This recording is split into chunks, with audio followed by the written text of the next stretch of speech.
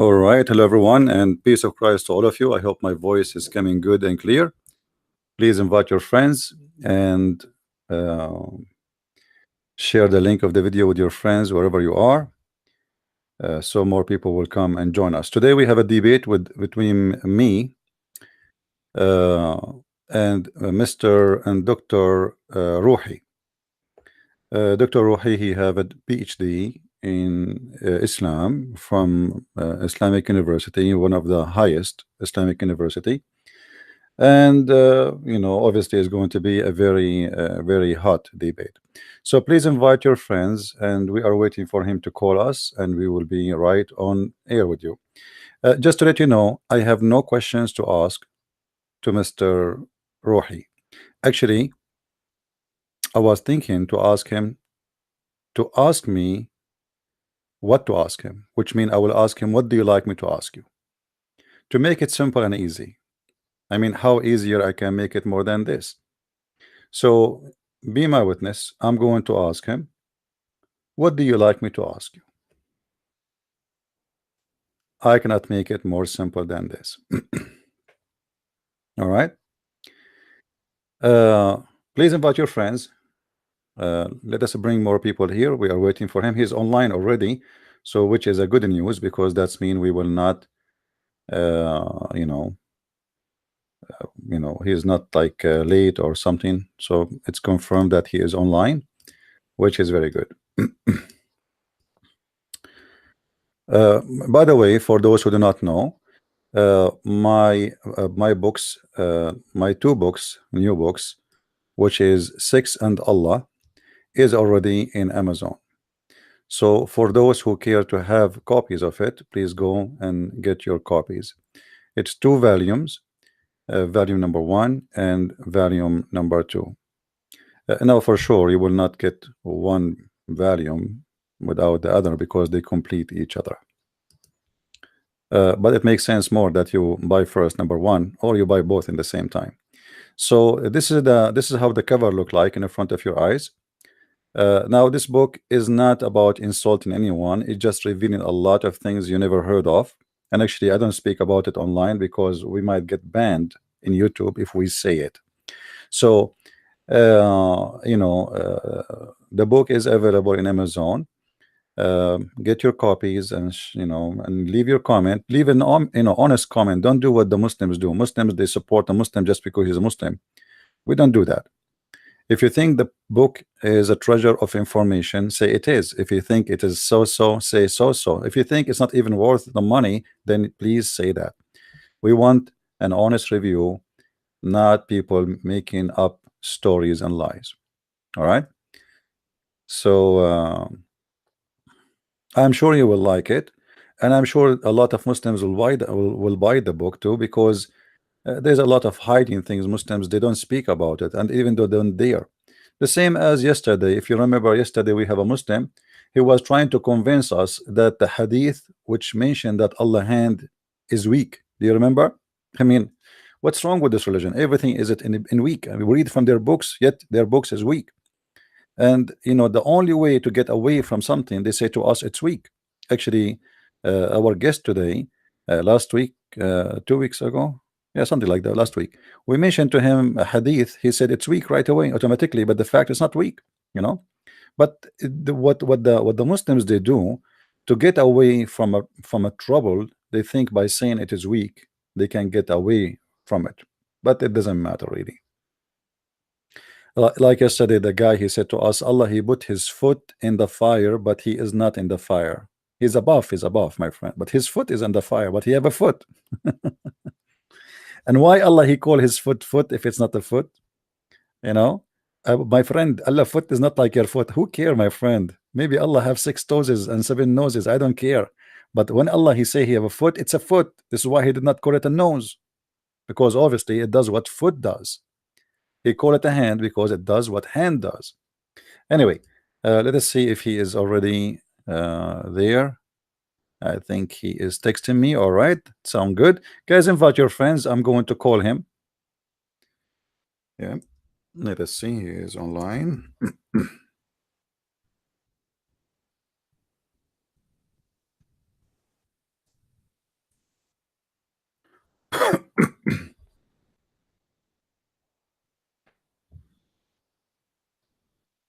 I asked him if he is ready to call him. All right, he said inshallah. So let us start.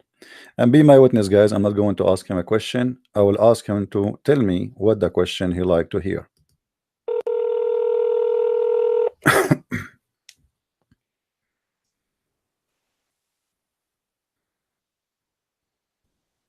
Hello? Do you hear me? Yes, Dr. Rohi, how are you? الحمد لله كيف حالك يا I'm عزيز؟ fine, I'm fine. Thank you. We are thankful for the Lord that we have you back. And today we hope that all of us, Christians, Muslims, Buddhas, Hindus, atheists, they will get the benefit of this meeting. I hope you have آمين. I hope you did eat and you are good to go. Yes, الحمد لله. All right.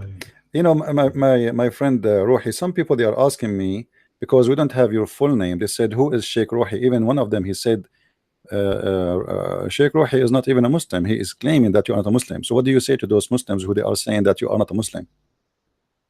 What? I am not a Muslim? One of them, honest to God, he So called what me. I am? It's recorded there. You know, you can check it out. He called me and he said that you are like you are hired by me. You know, I paid you money to come and you are acting as a Muslim, but you are not. That's what he said. You believe it? It is a big lie. Yeah. So, you know, It is a what big do you want to lie. say to those who, before we start, for those who they are saying you are not a Muslim, as I heard, you know, that's you have a PhD, right? Hello? Cut in voice. Yeah, Hello, I hear you. yeah. I was introducing to them. I told them that Sheikh Rohi he have a PhD in you know, and he is a sheikh and he is a very well known person in Paltalk. But if you like to introduce yourself before we start, go ahead, please.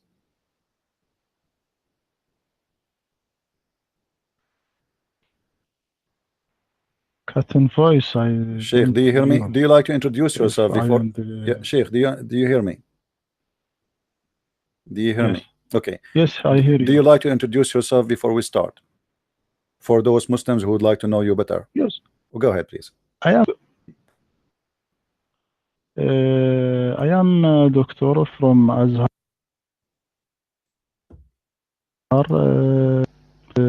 I يعني can tell you about myself. Maybe they want to know your full And name if you don't mind. So Dr. Rohi is a doctor from Al Azhar University. You just heard him saying that, confirming that. What is your field, Dr. Rohi? In what you graduate with what from Azhar University? in Sharia. In Sharia. So he is In Sharia. a person who Islamic have a Sharia. PhD in Sharia Allah. That's wonderful. All right. Do you like to say your full name, Dr. Rohi, or you don't want to mention? It's up to you. No, later, my friend. No problem. Dr. Rohi, I'm not going to ask you any question. You are our guest. So I'm going to ask you, what do you like me to ask you? Give me the question you like me to ask you, and I will give it to you back. What? I don't What do understand. you like me to ask you? I'm not going to ask you a question of my choice. What is your favorite question you like to be asked? Like something you can really explain very well because Hmm. you know everything about it. First, thank you a lot for it. Sheikh, let me call you back because the voice is cutting for some reason. Let me give you a call back. Hold on, maybe that will fix. Let me call you back in a second. All right, Sheikh. Yes, I will restart Okay. now All right. Because because it for is somehow cutting it's voice. cutting. Do you have many programs One, running in the in the background of your computer? Maybe there's many because okay. you're in Egypt. 1 minute, Yeah, 1 minute, my friend. no problem. Take your time. All right. So as you heard, guys, he confirmed that he is a PhD person from Al Azhar University. For those who do not know, the Azhar University is the highest university in the world to teach about Islam. Me myself, I did not get my degree from the Azhar University. I got it from different school. Have nothing to do with this university. However, My experience with people who graduate from Islamic University, you learn nothing. And today we are going to prove it. All right. Tell him to close the window. Okay. Please invite your friends. We have only 215 people. Like, come on. If a girl, she is doing unboxing for her T-shirt, she will get 500. Go on YouTube and you will find a girl, she is doing unboxing for what? For lipstick. She have 5,000 people watching live. I mean, come on. All right, let us call him back. He's back on air. All right, Sheikh. Hello? Yeah, we hear you. Go ahead. Hello? Yes, I hear you, Sheikh. Hello? I hear you, my friend. How the voice now? It is Still good. cutting? It is good. Go ahead. It's good. Oh, okay. Go ahead. We are listening. Oh, okay. First, thank you a lot for your polite. May Allah bless you. Truly, I am glad to meet you and discuss with you. But يعني also for those who follow us and don't speak English, I suggest that you ask your question in Arabic, then you ask your question in English, and I'll answer you in Arabic, then I'll answer you in English, because a lot of people ask me to do that. If this is possible. Is it possible? You are in your room in Paltalk, right? You have a room in Paltalk open. Is that what's happening or what? Now, no. Now it is closed, my room. Oh, okay. Because if we wanna say the thing twice, maybe we can do other debate just in Arabic, me and you, for the same topic or anything else. Let us focus here in Arabic and English, because everybody listening now is English-speaking people. However, feel free to speak in Arabic if you have to, or to read something, or to quote something. No problem, and we translate. Is that all right? Okay. All right. Go ahead, my friend. Oh, all right. Okay. In the last debate, now we are talking about نسيان النبي صلى الله عليه وسلم. Okay. All right. I said for me it is authenticated يعني authenticated hadith. Why? Because many of scholars not take every hadith who contradict with Quran, even if this hadith was in Bukhari. Not this hadith personally, but even every hadith contradict with the Quran.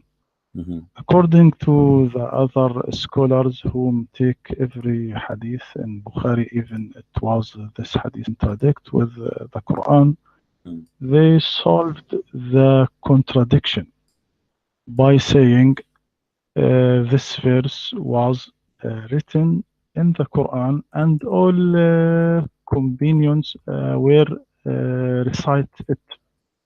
I mean, first that the Prophet heard the man read it at night.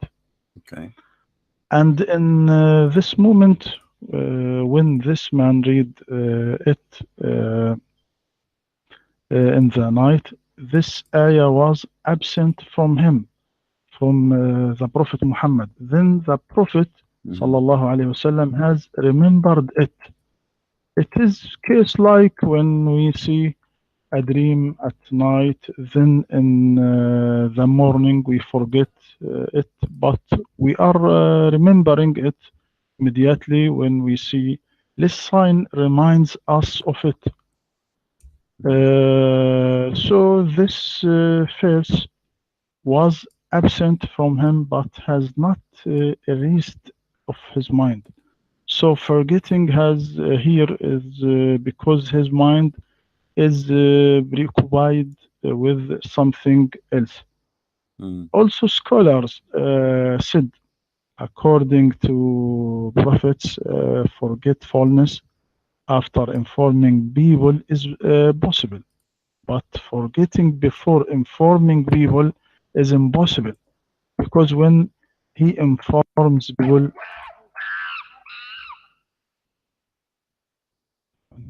Yeah, put yourself and don't disturb so nobody bother you in Pal Talk. okay. Uh, I said no, but forgetting before informing people is impossible because Mm. when he informs people, they recite it immediately and it will be written also immediately. Mm-hmm. Maybe you know when God revealed Quran to the Prophet, he was calling the writers to write it right away. Mm-hmm. So it is impossible to forget any verse of the Quran. Mm-hmm. So I say briefly, the scholars said that of the prophets, forgetfulness is possible with two conditions. The first condition, he forgets after he informs people, but Mm-hmm. forgetfulness before informing people don't happen by no means. The second condition, prophets forgetfulness doesn't continue, but he must remember it either from himself or from others because God said, indeed, it is we who send down the Quran, and indeed we will be its guardian. Mm-hmm. The evidence was the man read the ayah or the verse which the prophet was forgetting it. Not only the man was recited, but all companions doing that beside all Quran was written. All It right. is my answer. يعني. Okay. So, Sheikh Rohi, as this is your answer. I'm glad that you corrected yourself because last time you said that this hadith is weak, but the fact it's not, and you just agreed that this is not a Yes, weak hadith. Okay, this is a sahih hadith. Thank you for that.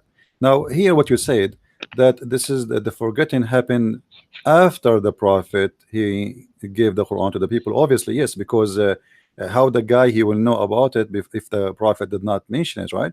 So obviously, it happened after the prophet he mentioned the Quran to others. But here we have a problem: is if Allah he said to me and you, and if Allah is God, He is the Almighty. If He say you will never forget, that's mean you will never forget. And it doesn't, he didn't say you will not forget temporarily or permanently. He said you will be giving Quran and you will not forget the Quran. And when God he says you will not, it's mean you will not. It's mean the word not is not option. It is a must. You will not forget. This is a promise of God. What is confirmed in this hadith, which you confirmed yourself that this is a true hadith, that the prophet he forgot verses and chapters, not only a verse or two or a sentence, verses and chapters.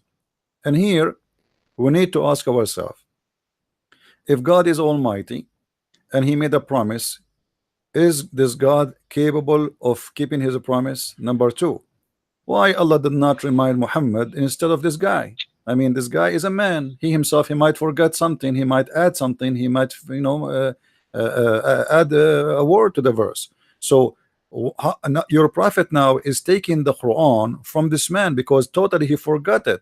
It is the man who remind him about it, which means he have no idea that he said that before. When I say you remind me, your prophet, he did not say, "Oh, you remind me to do something. I forgot to go to the market," or you remind me to go and visit somebody. And this is not what he said. He forgot verses and words and chapters of God. Now, here is that because Allah did not keep his promise, or because Allah he promised him not to forget, but Allah in purpose caused him to forget because he want to test Muhammad in something. Maybe he want to test Muhammad if he is a person who is trustworthy. Because until now, and as you know, you Muslims, you believe that nothing happened except by the will of Allah, correct? It is Allah will. Yes. So if Allah will, if this is happened by the will of Allah, that's mean Allah is the one who made him forget. What is the Yes. purpose? What is the purpose of Allah? And Allah did not make him forget to eat. No, He did not make him forget to visit his cousin. No, He made him forget something extremely important in touch of the life of the believers and their future. Because as you know, eh, based on the teaching of the Quran, you Muslims are saved because the Quran will guide you. So when the Prophet he forgot the Quran, why Allah he made the Prophet forget the Quran temporarily? What is the purpose of this forgetting? Because you believe that everything happened by the will of Allah. The mic is yours. Go ahead, my friend. I said, my friend, I said, for to me, it is not authenticated hadith.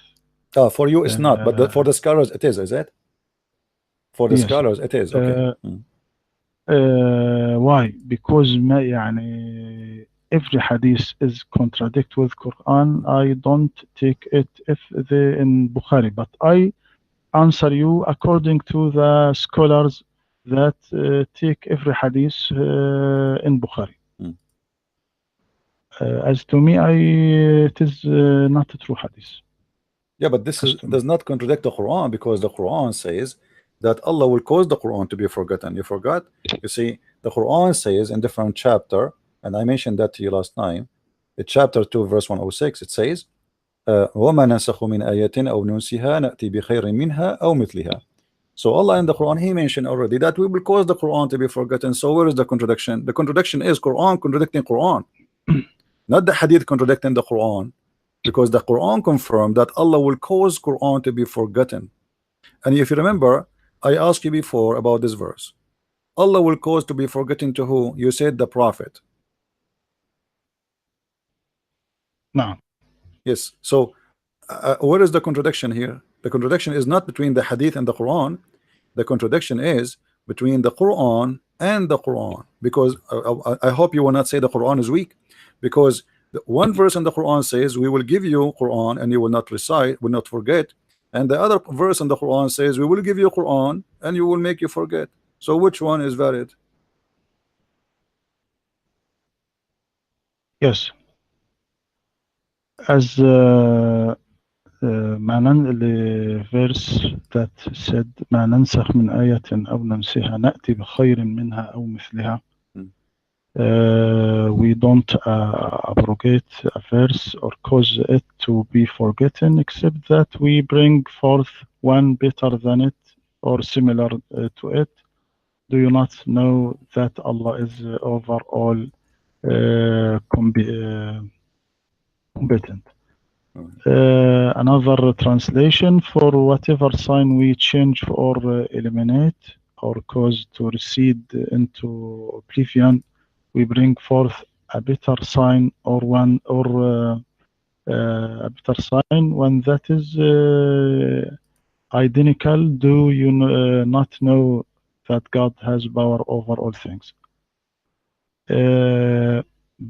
I said in this ayah, there are three famous views in abrogation. Abrogation, the recitation with keeping rule. Abrogation, the rule with keeping recitation. Abrogation, the rule with the recitation together. Do you understand me? My friend, Because, in case you do not know, I have a degree in Islam too. I have a bachelor degree. So I know exactly what you are talking about, but this is not our topic. Our topic is not about abrogation, because the verses speak about abrogation and forgetting. So our topic is not abrogation. Leave the abrogation alone. Allah said we will cause you to forget the Quran. وَمَا نَنْسَخُ مِنْ آيَةٍ أَوْ نُنْسِهَا. We cause you to be forgotten. So our topic here about the forgetting part, not about the abrogation. So let us separate them. How Allah He says, I will cause you to forget in one verse. He is the one who is causing to forget. And the other verse saying, I will give you Quran and you will never forget. That is the contradiction. I'm not talking about the abrogation. Abrogation is a different story. Go ahead. Yes. You see that the speech in this ayah is directed to the Prophet, because if the speech was directed to the Prophet, Allah must say, ما ننسخ من آية أو نجعلك تنساها, or cause you to be forget it. But the verse is not said that, but said ما ننسخ من آية أو ننسها. We don't abrogate a verse or cause it to be forgotten.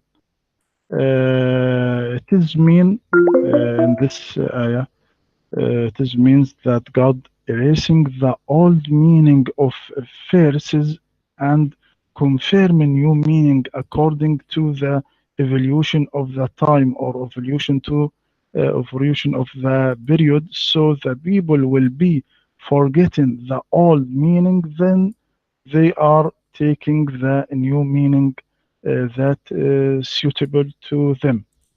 This is meaning was taken from forgetfulness. Forgetfulness. Allah says, أو ننسها, or cause to be forgotten. The second meaning for يعني النسخ هنا, no abrogation, but prorogation. Prorogation. Do you understand me? Do you know the difference between abrogation and the difference between prorogation? There is a reverse meaning between two words. This meaning was taken from the recitation that saying ما ننسخ من آية أو ننسئها. ننسئها هناك ننسئها, because meaning of النسء is prorogation. So in Arabic we said, may God prorogation moment of your death. This is the meaning of abrogation. You said it is not as the old opinion or the old saying that نسخ التلاوة وبقاء الحكم, أو نسخ الحكم وبقاء التلاوة, ونسخ الحكم والتلاوة معا. I want to clear this thing. Do you know how this triple division came from? It came from human nature.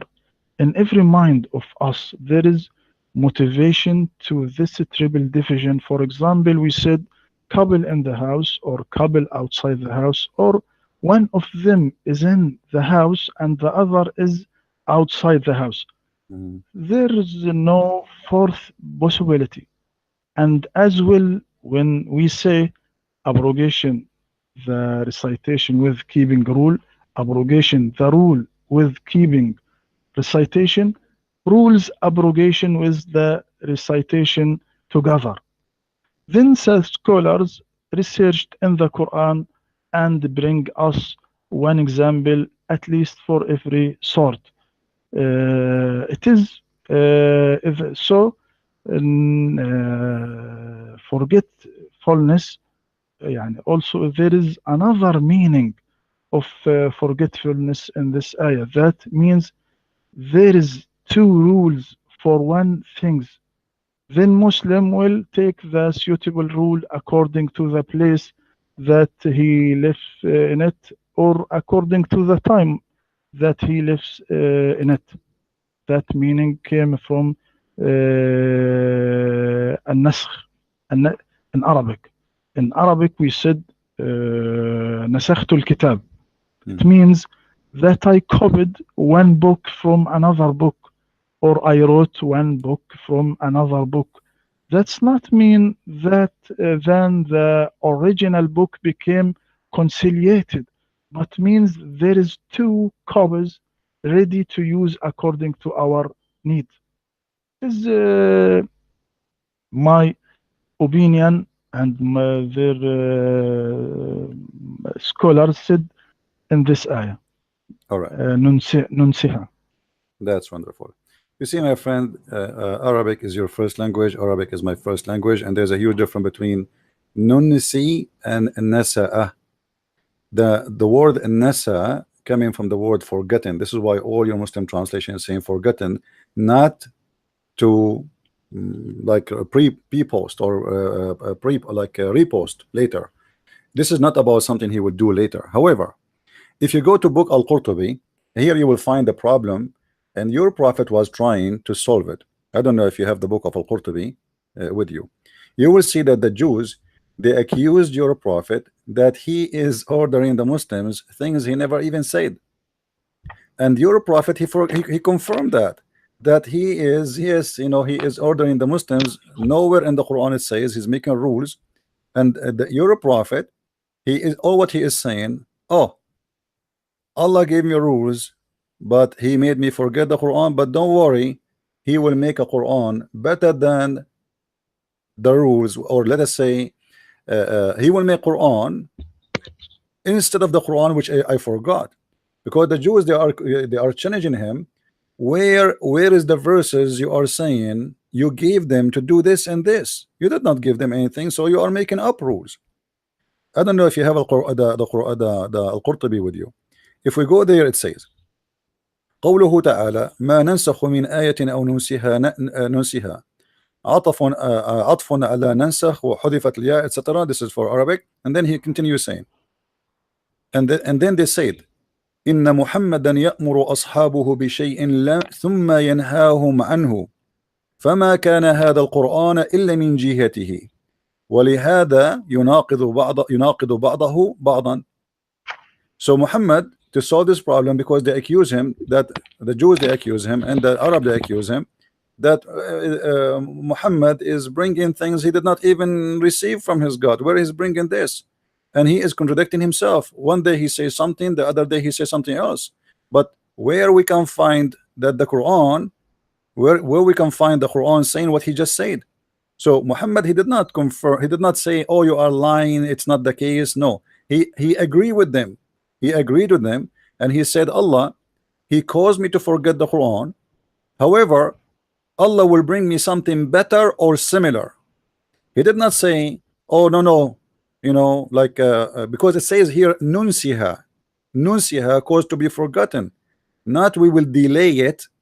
This is not the word nasa'a, this is the word nunsi, unless the Quran is written wrongly. Same time, you can go right now to the book of Asbab al-Nuzul, and I'm sure you are aware of this book very well, and you will see more explanation about this. So your prophet was coming with the statements does not even fit with his Quran. And actually, you Muslims, one of the things about Muslims, that they accept what Muhammad said over what the Quran said. As an example, the Quran allowed the mut'ah. Muslim Sunni, they said, and you are a Muslim Sunni, believe that the mut'ah was abrogated by a hadith. If I am in the time of the prophet, and I will say to him, how I can accept you abrogating something Allah allow? Who is the one is higher, the prophet or God? For sure you will say it is God who is higher. So how a prophet, he can sign a paper from his office deleting, abrogating what is signed by God himself? That does not make sense. So this is just an example about what was happening in the time of Muhammad. Muhammad, he says something have nothing to do with the Quran, and then when they accuse him that he is making things up, he said, oh, hold on, yes, Allah did not give me Quran, but don't worry, Allah, whatever he abrogate, because I'm abrogating as I wish, and whatever I did not even mention that this is abrogation because Allah caused me to forget. However, don't worry, be happy, Allah is going to give me something similar and better. And that is an act of a person who is not presenting God. This is somebody is fabricating things. Your mic, my friend.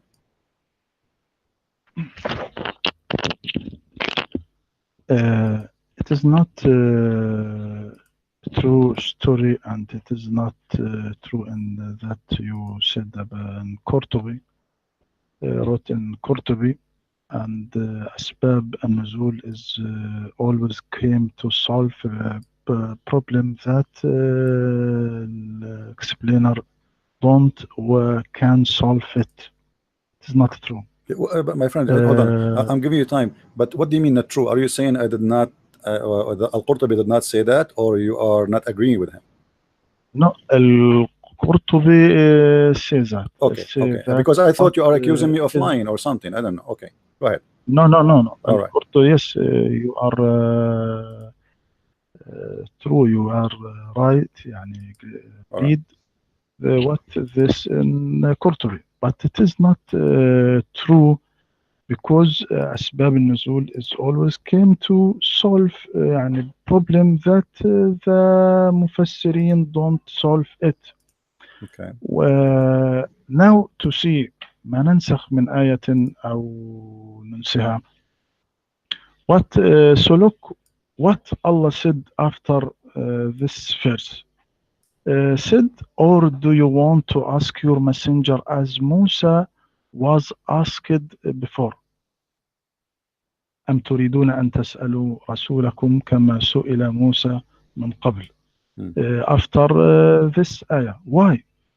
Because the wisdom of this kind of abrogation for facilitation to the Muslim in order not to fall him into the embarrassment as happened to Jews before. So ننسها this ayah. What meaning of ننسها?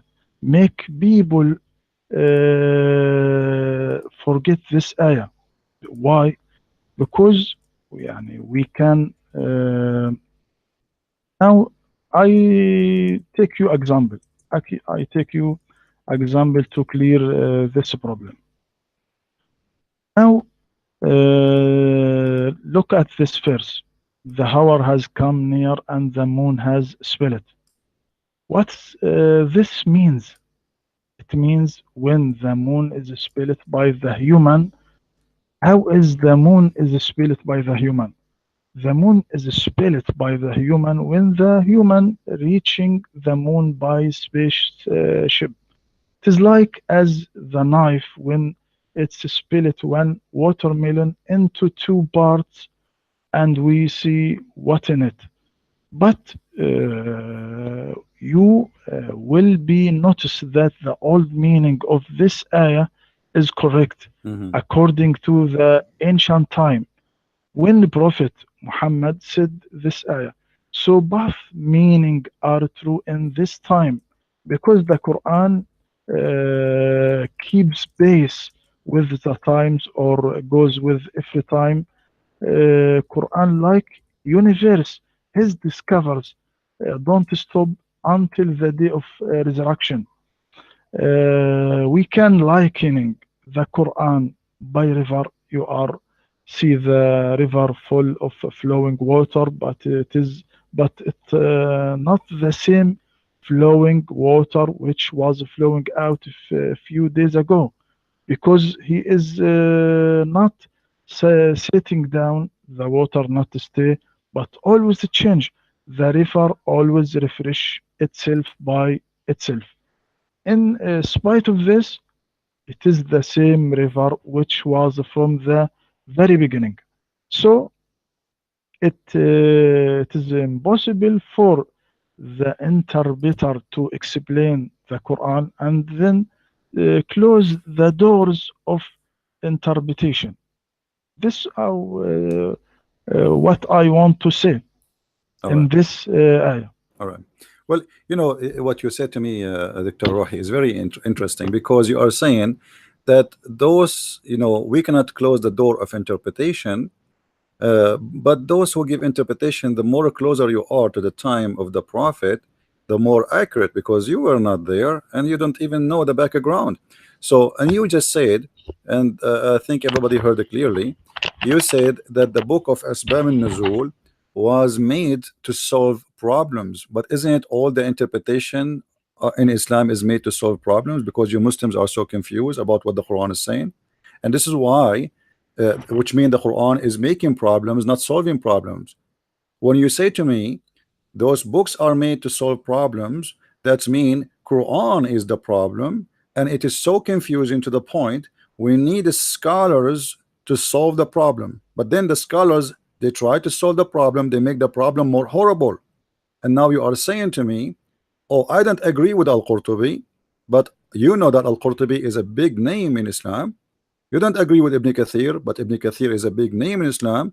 You don't agree with that At-Tabari, you don't agree with etc. So what we do now in this generation, anything will look embarrassing, will look really bad, and the Prophet will look bad by those books. So what we will say, either we say it is weak, or we say, oh, you know, they are wrong, or we say, oh, we cannot close the door of interpretation. So now you have to recreate a new interpretation for something you yourself you are not sure of.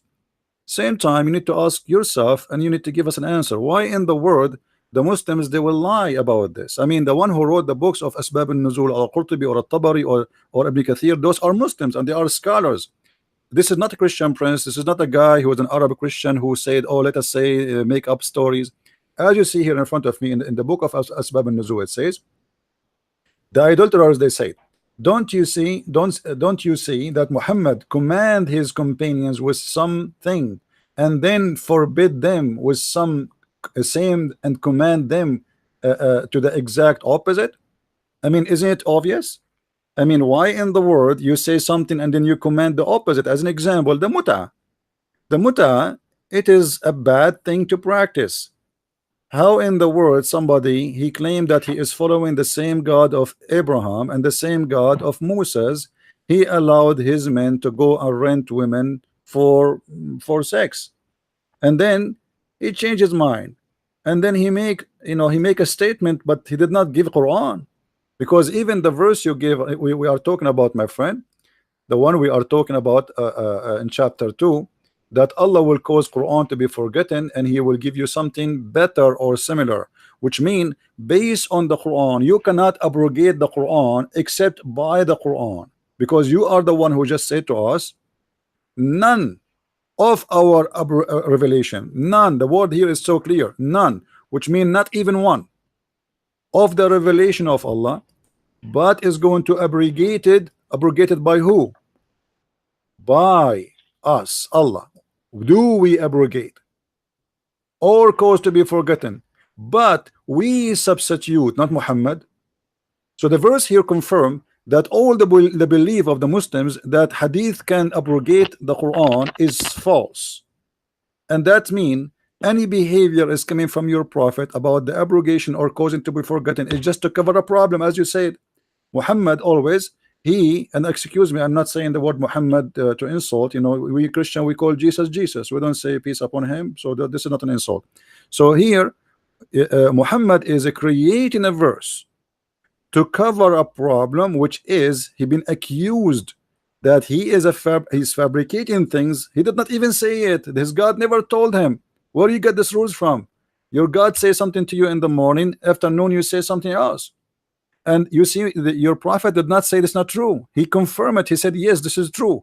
I say something in the morning and then I change my mind after. Why? Because Allah, none of what Allah revelation is abrogated or caused to be forgotten. So he add the word forgotten to cover other problem. Here he is covering two things. Number one, why he keep changing his mind. Number two, why he is forgetting what he said. Because he can just say none of our revelation is abrogated, but we give something better. But here you will notice that your prophet saying none of our revelation it is abrogated or caused to be forgotten. And this is not about delaying verses, because you know that your God he speak Arabic very well. Nunsiha have nothing to do with delaying verse. This is not an nasi'. And nasi' is something different about the delay. So this is about something he confirmed that he forgot. And this is why Muhammad he come with something new. He said, okay, Allah he gave me the Quran in 7 letters. And we will talk about that, you know, if you like. But the books which I am quoting for you, those are not Christian books, those are your scholars. And your scholar confirming, even though you don't agree with them, that your prophet he changed his mind. And this is what they accuse him about, and this is why he made this verse. And here I want to ask you, Sheikh Rohi, before I give you the mic back, how Allah will make something better? I mean, God is God. You know, I don't know if you heard of my books. You know, I have many books in Amazon. Imagine I'm saying my book I'm going to take a book. I'm going to write better book than this. This is possible for a human being because he improved maybe his English, he improved his knowledge, he learned more. But we are talking about God. So how God is going to cause you to forget something and then he will do something better or similar? So what the point? Better, that's mean Allah will, he will make Quran better than the Quran. Similar, that's mean there's no point because you just said it's the same. So why you are deleting and why you are for causing us to forget something, you will make the same of it simply because Muhammad, he cannot repeat the same statement twice. So he's saying to them, Allah, yes, I forgot the Quran, but Allah will give me something better and similar. It's like in Arabic, you know, it says, okay, I lost. Okay, you know what? I lost. Yeah, I lost. But you know what? I promise you that tomorrow we will have a better house. Like my house is burned, my house is destroyed. But I promise you tomorrow our house will be better, and the worst scenario is going to be similar. So what kind of Quran this Quran is saying? You supposedly, it's not your prophet saying that, it is God, but obviously it is your prophet making up this verse saying Allah will give me something similar or better, because that is against the nature of God. God don't make something better than what God made already.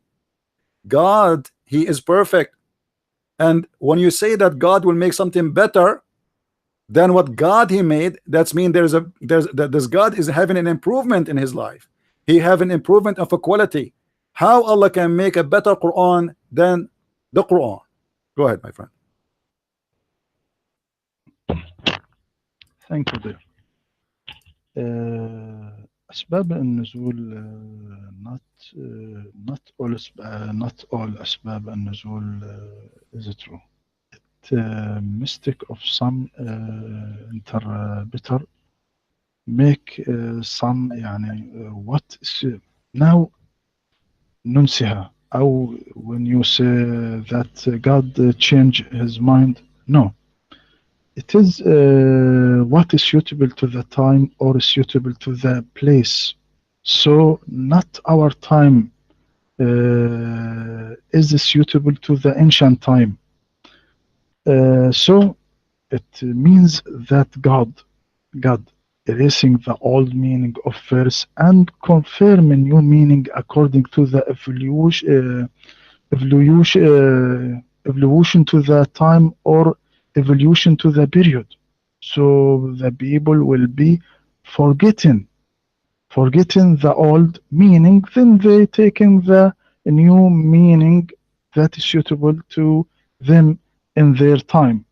Now, when you said muta and that God allow muta, then he forbid that. No, it is a big mistake. You are thinking that Islam is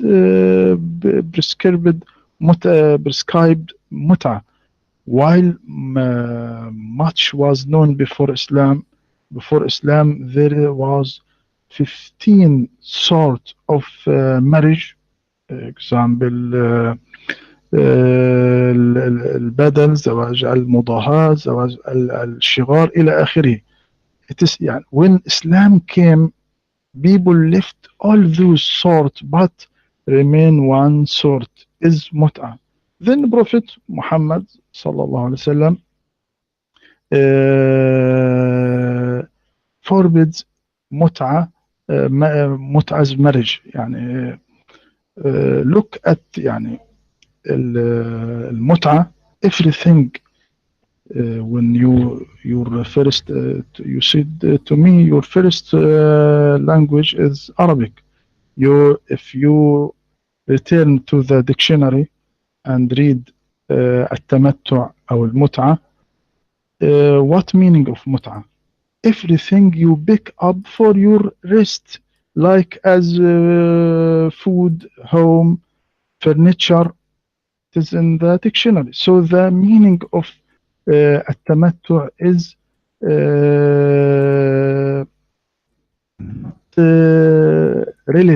not relish, but it is you pick up for your rest like food, home, furniture. This is what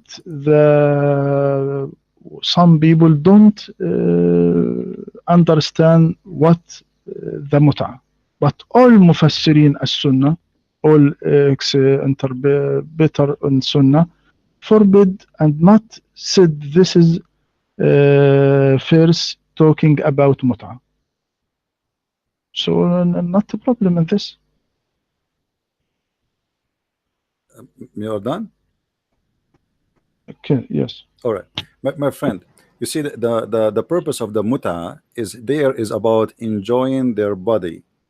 What do you mean? Like, you know Arabic, I know Arabic. Yes, I enjoy going to the beach, I enjoy eating food, I enjoy hearing music, but this is not what the verse is about. So this is a different story. We are talking about enjoying it is their private part, and you have to pay for it. For what? For enjoying their private part.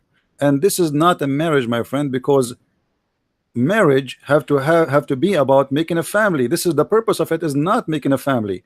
And you know the story very well. You are a person who have a PhD from Azhar University. That two guys, they approach your prophet and they said to him, well, we are here and we are like, we need women. So the prophet, he says, go, and he point his fingers at a bunch of women and he said, go and enjoy them.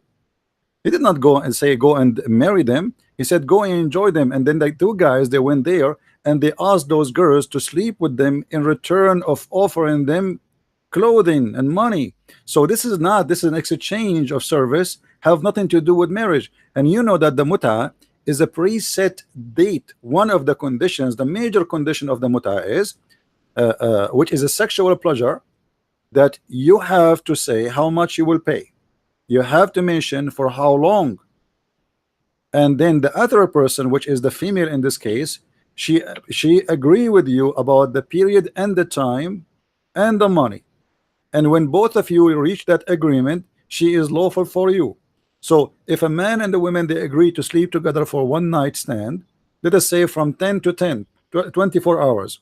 When the 10 in 10 the hour became 10 in the second day, this marriage, or what you call it marriage, is not exist no more. There's no need for divorce. So how we can call it marriage? This is not marriage. This is a contract of sexual activities, hiring women for the sake of enjoying their body. And not only that, according to the muta rules, and you have a PhD in Islam, a woman who is marrying this man, she inherit nothing of him. She cannot inherit him because she is just a muta. Actually, there is many books they say that this is istijar, this is rent. It's renting women. So what do you mean when you say to me that the Arab before Islam, they used to do that? Actually, by the way, I have a book, is just published in Amazon, speaking about the whole topic about that issue, not necessarily the muta, all the sexuality in Islam. What do you mean when you say that the Arab used to do muta and Allah allow it at that time? I mean, okay, was Musa allowing muta? Was Jesus allowing muta? Who is the word when I allow muta, and how Allah agree with the kuffar? Because this is not right, and you know that, and I am sure you will not allow any of your family to practice it. And as long it was okay for Allah at that time, what happened? I mean, why at that time it was okay, later it became not okay? I know you will tell me, oh, the prophet, he came in step by step, but this doesn't make sense, because at the end of the day, adultery is no, is not step by step. Killing is no. Lying is no. There's no step by step. God don't compromise. We are talking about God Almighty. We are not talking about a guy going to the bazaar trying to get some goods in the better price. And here when we mention that Allah, he said something better, can you tell me what is better than the muta? Allah never give muta better. Allah never send a verse to abrogate the muta. So how you Muslims abrogate the muta when Allah never abrogate the muta? It was your prophet who made that verse after actually he allowed him to do muta. And this is one of the things about your prophet, how he allowed the muta before the verse, because this verse came after he told those two guys go and practice the muta. So imagine here that, as you said, and I like what you said Al-Qurtubi and At-Tabari and Asbab al-Nuzul, those books, they came to solve a problem. Thank you very much. Well, the prophet is doing the same exactly. He says something and then people, they started questioning what he is doing. So right away after that, you're a prophet, he bring a verse to solve the problem because people, they don't agree. As an example, your prophet, he took an oath in front of his wives not to do something. The Muslim scholars in disagreement about what it is exactly. Some they say it's about having sex with the married the couple. Some they say about something else. Doesn't matter what it is. He made an oath right away. Muhammad, he received, after he made the oath, he received a solution for the problem. He received a verse from his God saying, why you are making an oath, forbidding to yourself what is lawful to you. So obviously you're a prophet. He come with something always to solve a problem. If you remember, my friend, if you remember, Aisha, she said, and I'm sure you respect Aisha very much. You Muslim Sunni, you respect her. Aisha, when your prophet, he said, any Muslim woman, she give herself to the prophet, and this is just a privilege for the prophet. Aisha, she felt jealous, and she said, I see that your God, he rushed into your desire, Muhammad. So the God of Muhammad didn't, Muhammad, he have a desire for women, to have more women. Not the verse came first and then Muhammad he got the women. No, Muhammad he have a desire for the women. Then the verse comes, says, okay, Muhammad, take as many women as you wish. So this is why Aisha, she said, Inni ara rabbuka yusari'u ila hawaka ya Muhammad. I see that your God he rushed into your desire, Muhammad. And she was talking about what desire? His sexual desire. So here we have a very clear evidence that even Aisha, the wife of the Prophet, she noticed that Quran is made up to the size of Muhammad. The word of God is not because it is right to do this or not. It's because Muhammad he have a desire. So when Muhammad have a desire to do muta, people do muta. Muhammad he found that people are talking about him. They say, what kind of a prophet he allowed women to rent themselves for money? Then he changed his mind. And let me ask you, my friend, what is muta? Isn't it illegal prostitution? Go ahead.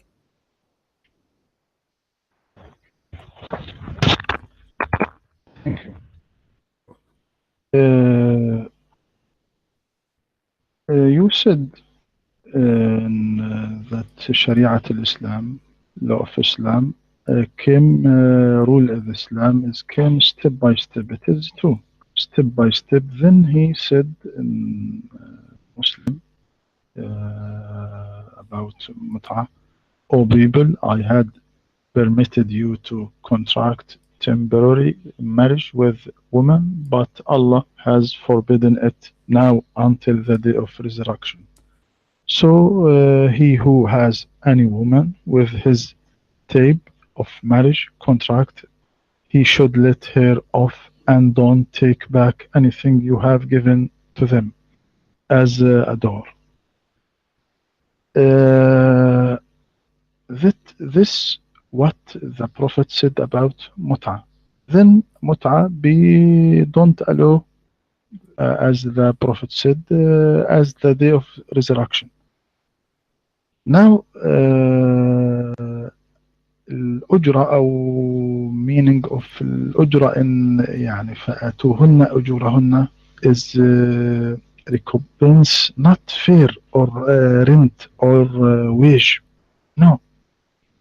You thought that الأجرة it is mean fair or rent or wage. No, it is wrong.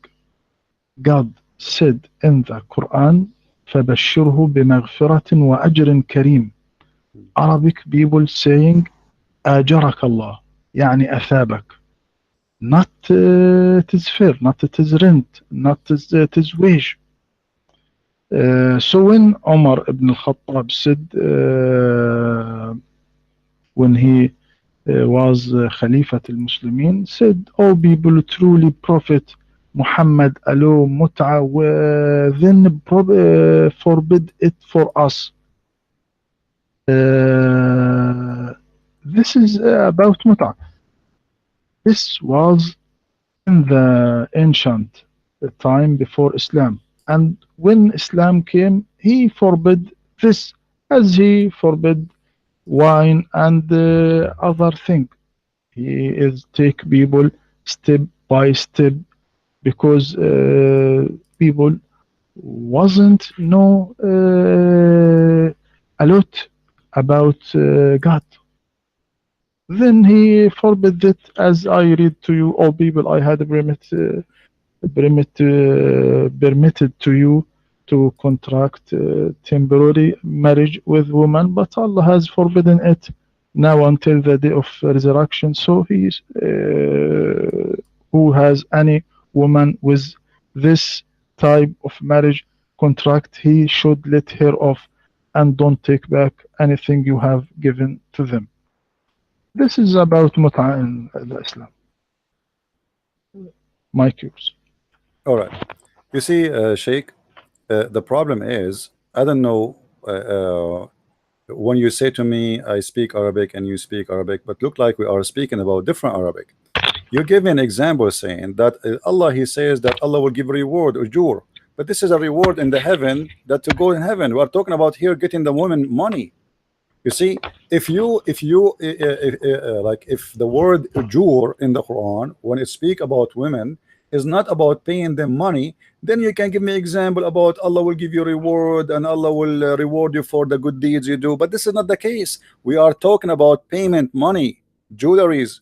We are not talking about a reward of God in heaven. So this is totally different story. I look like he dropped. Okay, we will call him back. He's offline. We will wait for him to come back. All right, guys, do you see with me in the screen? He said this is not rented women. Do you see it? This is Islamic website. This is al-islam.org. It says in some work special term is applied to women who participate in muta, mustajara, or rented women. Do you see it? Muta is considered a kind of rental.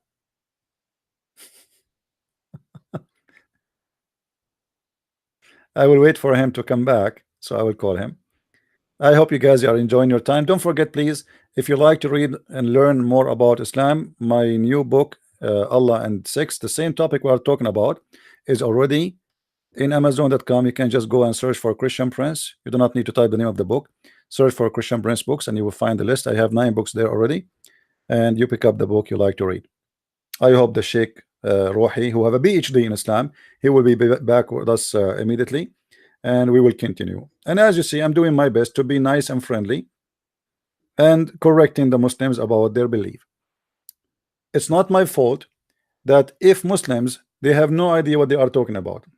It's not my fault that it doesn't matter how big you are. You see, this is all I say. Debating as scholars is a lot easier than debating Muslim kids. A Muslim kid, he can play games as much as he wish. Like, you know, like the kid yesterday, he was talking to me. You lose your voice repeating the same thing. When you speak to somebody, he have a PhD, he knew exactly what I'm talking. You see, he did not say to me Al-Qurtubi is lying. No, he said yes, they say that. He did not say to me Asbab al-Nuzul, it doesn't say that. He said yes, they say that, but he don't agree with them. He didn't say, you remember last time he said the hadith is weak last week, the one about the prophet will forget. Now he said this, it is not weak. He agree, but he don't agree with it. See how he changed his position? No problem. You can change your position as much as you wish. Still, you are giving me no answer. Still, he is offline. I'm waiting for him. Please invite your friends, and I hope we will have Sheikh Rohi back. Sheikh Rohi is a person who has a PhD from Al-Azhar University. It is the highest school in about Islam in the world. It's the top school, and as you see, Al-Azhar University give no answer. Is not a qualified. Nobody can give a, not because he is not good educated, no, but because this is a religion. It's made of you know, collection. It's like a junkyard. You know, every piece is coming from somewhere. And you know, you want to make a recycle. I believe in recycling, no problem, but recycle will stay recycled. Don't tell me this is coming from God. It does not come in any way, in any proof from God. I hope he will be back soon. If you are a person who speak German or French or Dutch, go and get my books from Amazon.com, and I hope people, they really enjoy reading our books, and they will learn a lot of from it. You see, there's a difference between somebody study Islam and somebody he think what he studies. I got a degree in Islam. I don't claim to be a PhD holder, but who care about the PhD? My knowledge about Islam is a lot more higher than those who have a PhD. PhD is not about education, it's about a degree. And in Islamic university, you have to agree with the professor to get your PhD, which means there's no real research and there's no real study, because real research will lead us to leave Islam, and they will never get you the PhD, because you, in order to get the PhD, you have to tell them what they said to you, what the teacher said to you. It's kind of hypocrisy. There's no degree. I have to repeat what the teacher said to me. Dr. Rohi is back. I will call him back.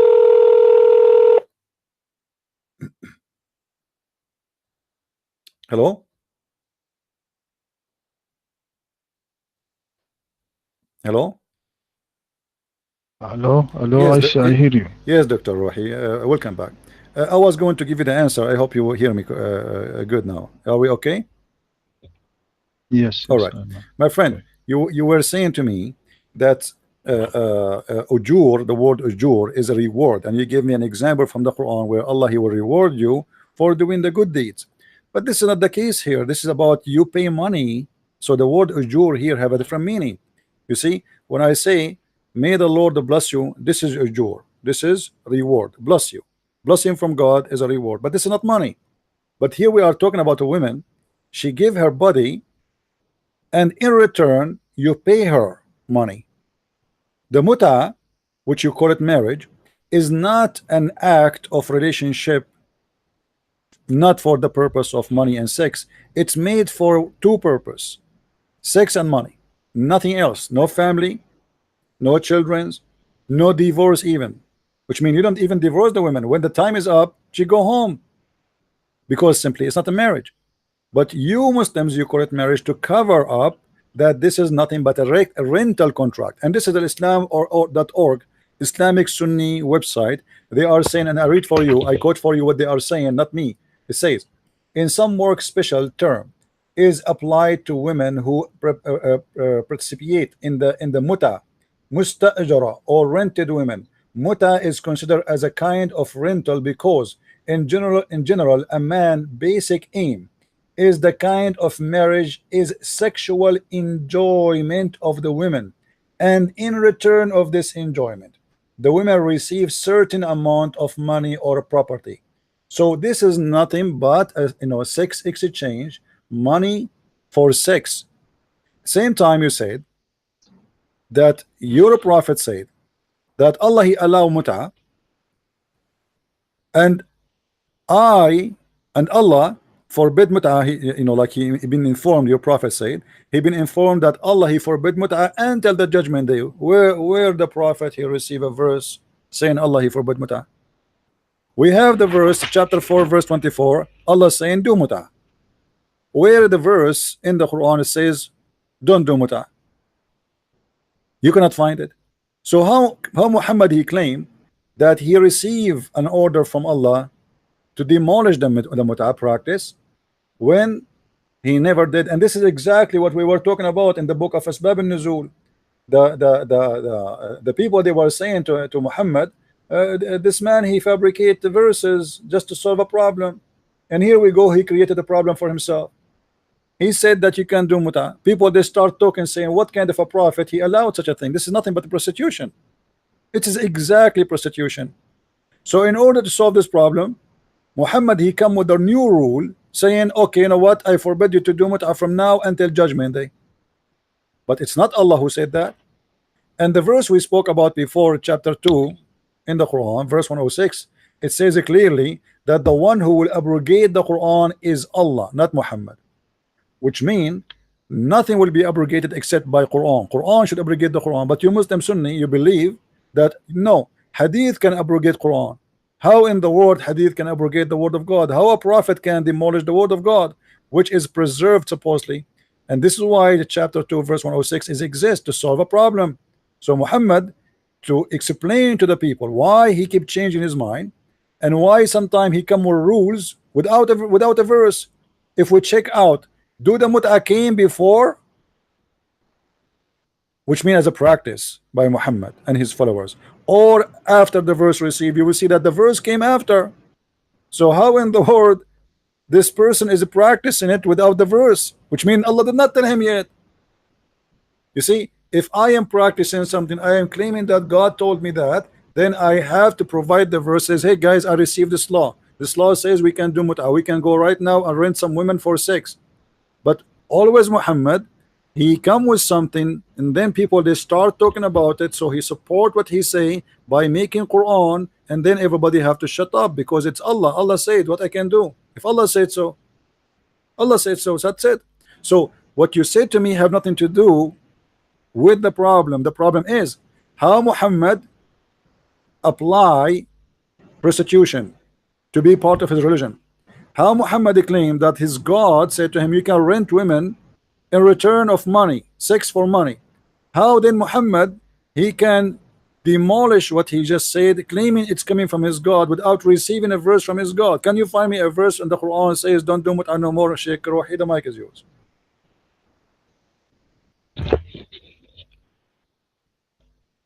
Thank you. You're welcome. Do you hear me? Yes. Yes. Okay. What Allah, I said, and Allah not allowed mut'a, but mut'a was before Islam. Then Islam forbid this step by step.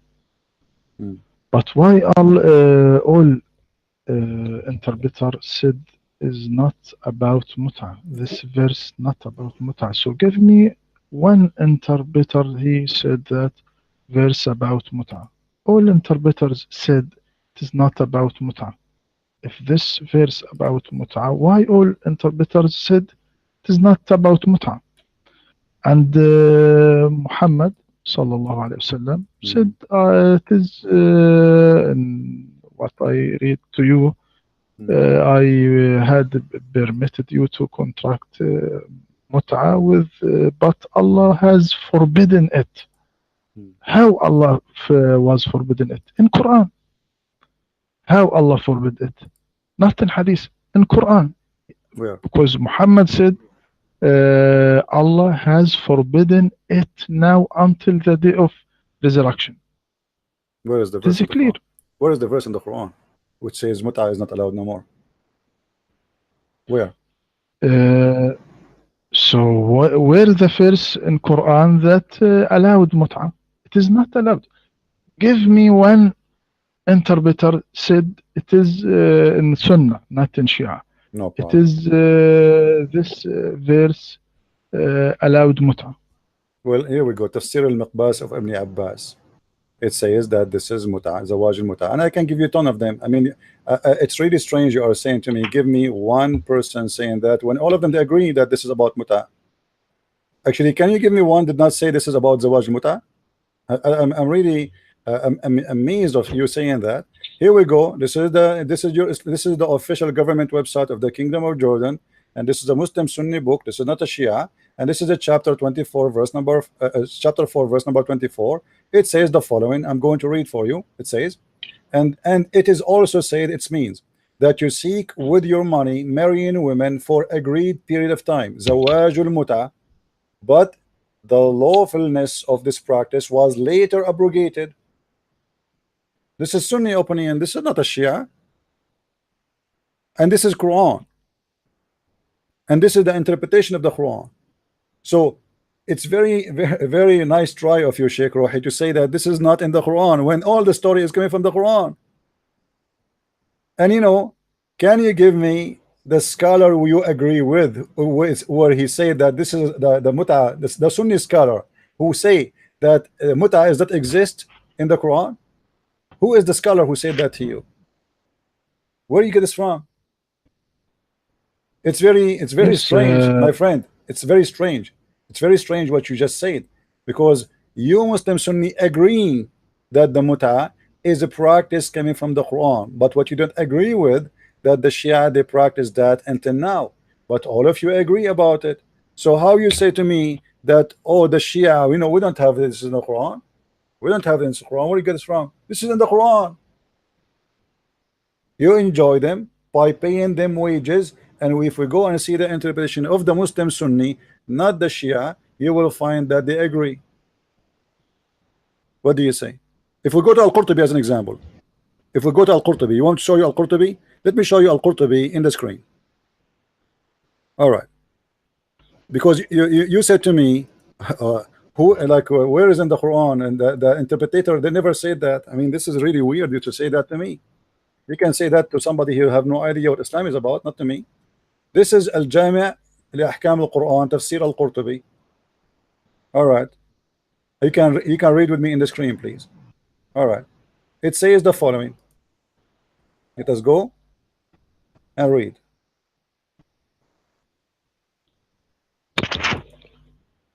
You can return to book Al-Alusi said it is not about Mut'ah. Al-Qurtubi, he said a lot of opinion of scholars that was in his time. Okay. So Al-Alusi, he said it is not Mut'ah. Yes. Yes, Al-Alusi, it is. Okay, so the Al-Alusi is better than Al-Qurtubi. He is higher as a scholar. No, not. We don't prefer one interpreter than one. Yeah, but the majority, my friend, the majority of the Muslim Sunni, they agree with Al-Qurtubi. You bring me one, I bring you 10. You know what I mean? Because if you bring me one saying it is not about Al-Mut'ah, then you have to deal with the rest of them. So, and you Muslims agreeing that we have to go by the majority, not the minority. If the majority of the scholar they say something, then we have to go with it, right? So in Al-Qurtubi, he gave you opinion that some they say this, some they say that, but he agree that Al-Mut'ah, and I quote for him, he says, وقال الجمهور, the majority, قال الجمهور المراد نكاح المتعة الذي كان في صدر الإسلام. What is meant by this verse, the mut'ah, the if of the mut'ah, which was in the beginning of Islam. And هناك من قرأها بإضافة إلى أجل مسمى. Some of them even they add verses or words to the Quran which is not exist in the Quran today. إلى أجل مسمى. حتى إن ابن عباس حلف أنها نزلت كذلك. Even Ibn Abbas, he swear that Allah, he sent the mut'ah not the way it's written right now in the Quran. He said that it came pay them their wages until ajalin musamma, until it is a preset time. This is Ibn Abbas. So what we will do with Ibn Abbas, are we going to take Al-Alusi or Ibn Abbas? And the statement of Ibn Abbas is very accurate. When Ibn Abbas, he said ila ajalin musamma, that's mean until a fixed period of time. That is absolutely the mut'ah. So you bring me a scholar, I can bring you 1,000. And let me tell you what's happening, Sheikh Rohi. Today, because this is a very, very bad reputation for Islam. So what we do as Muslim, we say, oh, we don't have mut'ah, this is Shia, But you just said, everybody heard you. Your prophet said that Allah allow mut'ah. And Allah today forbid mut'ah. So it must be Allah who allowed the mut'ah. Where we can find Allah allowed the mut'ah? Shouldn't you find me first where Allah he allowed the mut'ah, and then you can find me where Allah guys, sometimes I try to understand the logic. If I just say to you, Jesus allow me, and then Jesus forbid me, you will ask me where Jesus allow you and where Jesus forbid you. Okay, I am asking Mr. Rohi, as long he mentioned to us that his prophet said that Allah allow the mut'ah, and Allah forbid the mut'ah. Can you show me where Allah he allowed the mut'ah and where Allah forbid the mut'ah? And the Quran, all of it is in front of you. I'm listening. Go ahead. Thank you. My friend, if the majority of Muslims take Al-Qurtubi in this verse, why they forbid mut'ah? I don't agree with Al-Qurtubi in this verse.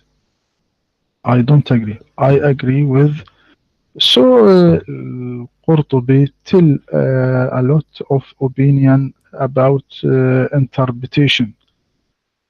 But one of the interpretation al-Alusi Sunni, he is forbid mut'a and said that's not about mut'a. So all Muslims, majority now of Muslims, well, no, not majority, all Muslims, Sunni, don't take mut'a, don't practice mut'a. Only Shia practice mut'a. يعني it is not a problem. This verse not talk about mut'a. I see that. If the Qurtubi, as you said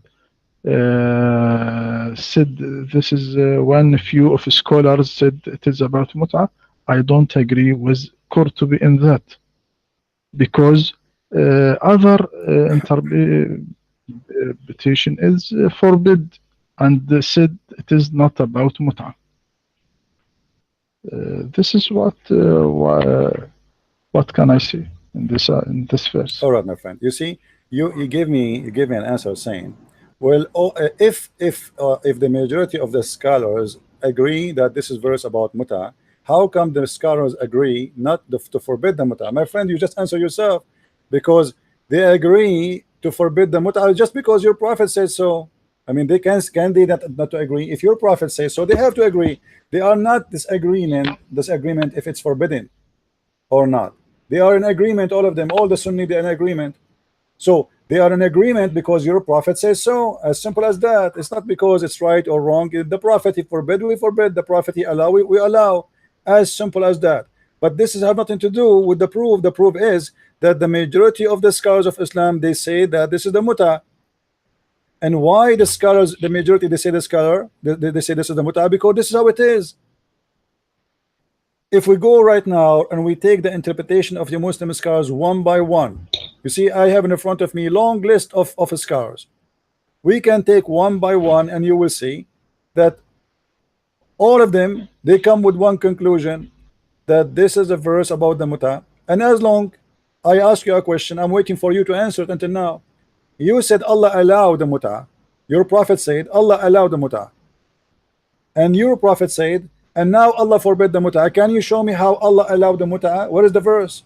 And where Allah forbid the muta, I want to see the verse. Because if Allah is the one who told Muhammad to allow the muta, it means he gave him a verse. If Allah is the one who, he forbid them to do muta anymore after he allowed it in the beginning, then you have to give me a verse. So can you provide me where is the reference where Muhammad, he received that Allah allow him to do muta? And where is the reference where Allah now he forbid Muslims to do muta anymore? Can you? I'm listening. Yes, you said that Ibn Abbas allowed muta in al-Qurtubi, but Ibn Abbas said muta was in the beginning of Islam. Then when Allah said إلا على أزواجهم أو ما ملكت أيمانهم, he said every one except this is forbid. Husband except husband. So Ibn Abbas said Mut'a was in the beginning of Islam. Then Allah forbid all this. Islam not not give Mut'a to people, but it is before Islam. And Islam, when came Islam, is forbid this marriage. This is what I can said in this. Okay, my friend. This is Tafsir al-Lusi, and I did not mention it to right away because I was waiting for you to insist. You insisted that al-Lusi, he said this is not about muta, but the fact that al-Lusi, he says the opposite. It's in the front of me. It says in the front of me, وقيل الآية في المتع وهي النكاح إلى أجل معلوم من يوم أو أكثر. Let us translate. And it been said that this verse is about the muta, which is to do nukah for a preset time to 1 day or more. So you said to me, al-Lusi, you don't agree that this is al-Lusi says this is not muta. I told you, remember, can you give me one scholar don't agree that this is the muta? You said to me, let us read Al-Alusi. The fact that Al-Alusi confirmed it, and let us read together. وحكي عن ابن عباس رضي الله عنه أنه كان يقول بحلها ثم رجع عن ذلك. So it was said that Ibn Abbas said that it used to be allowed, and then he changed his mind about it. رجع, you know, he retreated from that order, and then he said that a man who is lost, which means he lost his way, God said to Muhammad, إنك رجل تائه. قال علي كرم الله وجهه إنك رجل تائه إن رسول الله صلى الله عليه وسلم نهى عن المتعة. So he's telling a guy, you are lost, man. The Prophet, he forbid the muta. And he continued then, you know, saying exactly the same as Al-Qurtubi. And just to correct you about what you said Ibn Abbas said that the mut'a was in the beginning of Islam. Ibn Abbas did not say that exactly, my friend. Ibn Abbas said that it was in the beginning of Islam, and he added that there is three words actually, is taken off from the Quran. Ibn Abbas said, let me read for you in Arabic so you remember. حتى إن ابن عباس حلف أنها نزلت كذلك حيث قال والله لأنزلها الله كذلك. What أنزلها الله كذلك? قال إلى أجل مسمى. So which mean you pay them their wages, those who you do mut'a with them, and you pay them their mut'a with them لأجل مسمى, until the preset time. So Ibn Abbas claimed that your Quran today is a fabricated Quran, because today it's not what Allah he said, and he swear by Allah, saying I swear by God, I swear by Allah that this is how the verse came down, إلى أجل مسمى. And now Al-Alusi disagree with you, and you are the one who asked me to read from Al-Alusi, but Al-Alusi agree totally with me. Let's read Al-Alusi saying, Al-Alusi said وما رواه الترمذي والبيهقي والطبراني عنه أنه قال إنما كانت المتعة في أول الإسلام كان الرجل يقدم البلدة ليس بها معرفة etc. So he go and sleep with the women etc. And he confirmed that this is a verse about the mut'a. Then he continue, he says he's saying that the mut'a became so popular after Muhammad, he allowed it, became so popular. It says and what it says about Allah Messenger, he allowed the mut'a, and Abu Bakr and Umar, they forbid from doing it. That is returned because of the abrogation. It was not in the abrogation language, and Umar he forbid people from practicing that, or let us say to announce it, until the mut'a became so popular. ممن لم يبلغه النهي عنها, for those who did not hear that mut'a should be forbidden right now. So Muslims, they still practice mut'a even after Muhammad died. Why? The claim is that some of the Muslims did not hear the Prophet saying that the mut'a is forbidden. So my friend, the scholar you mentioned to me agree with me, Al-Qurtubi agree with me, Al-Tabari agree with me, Ibn Kathir agree with me, all your scholars agree with me. Who agree with you? Nobody. Same time, you said mut'a was before Islam, but you said Allah, Muhammad, he said Allah allow mut'a. Are you saying Allah allow mut'a before Islam? He gave it to who? Who is the prophet for the Arab? Who is the prophet who told the Arab you can practice mut'a? When you say to me something, you have to give me a reason and a proof, not just a statement. I want to hear from you, Sheikh Rohi, an authentic proof that Muhammad, when he said Allah allowed the mut'a, he did not mean the Quran, and when he say Allah forbid the mut'a, he mean the Quran. Where is that we can be found? Your mic.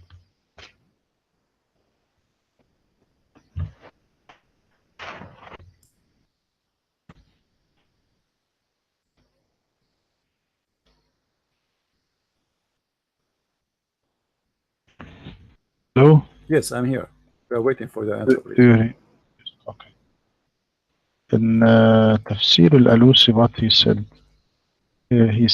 حكي عن ابن عباس رضي الله عنهما أنه كان يقول بحل المتعة it is told about Ibn Abbas that he said allowed متعة. ثم رجع عن ذلك, then return in this opinion حين قال له علي, when Ali said to him إنك رجل تائه.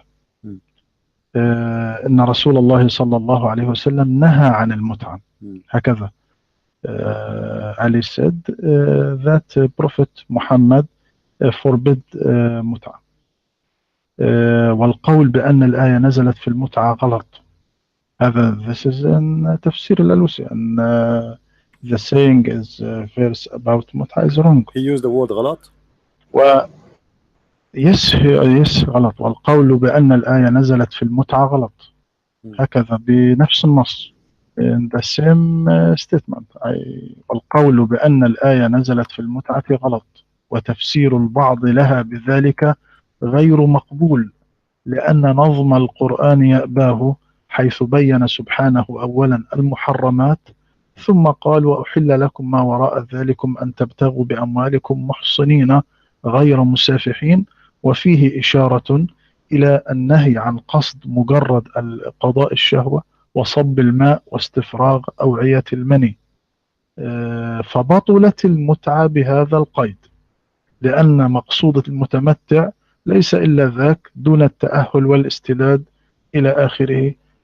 ثم قال ثم لما فرغ سبحانه من الكلام عن النكاح قال فما استمتعتم به, وهو يدل على أن المراد بالاستمتاع هو الوطء والدخول بقصد الزواج, لا الاستمتاع بمعنى المتعة التي يقول بها الشيعة, والقراءة التي ينقلونها عمن تقدم من الصحابة شاذة.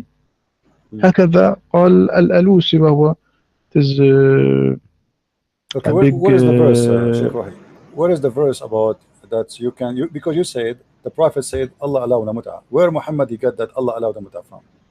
Where allowed? If this is not a verse about the mut'ah, so where Muhammad he got the mut'ah from? Because you are the one who said Allah allowed the mut'ah, not the pagans, right? Aren't you the one who said Allah, the Prophet said Allah allowed the mut'ah? Okay, can you show me the verse on the Quran where Allah allowed the mut'ah to Muhammad? But Allah didn't allowed the mut'ah. This is not allowed the mut'ah. This verse. No. I'm not talking about this verse. Do you understand? Friend, let me explain to you. You said that the Prophet said Allah allowed the mut'ah, and today Allah forbid the mut'ah. Okay, so who is allowed the mut'ah? Allah. Who is the one who forbid the mut'ah? Allah. Can you show me the verse where Muhammad saying that Allah allowed the mut'ah? Because if I say Allah allowed the mut'ah, I have to show a verse. Where is the verse from Allah to Muhammad says, okay, do mut'ah? As long as this is not the verse which is about mut'ah, which is most of Muslim scholars, even Ibn Abbas confirm that the verse used to have a sentence says ila ajri musamma, until a certain period of time, which means it's confirming the mut'ah, because it's what mut'ah about preset timing. So Ibn Abbas confirmed that there's word is missing from the Quran, and then you confirm that the Prophet said Allah allowed the mut'ah and Allah forbid the mut'ah. Where we can find the reference of Allah allowing the mut'ah, additional to the hadith you mentioned? Can we find the verse in the Quran for Allah allowing the mut'ah?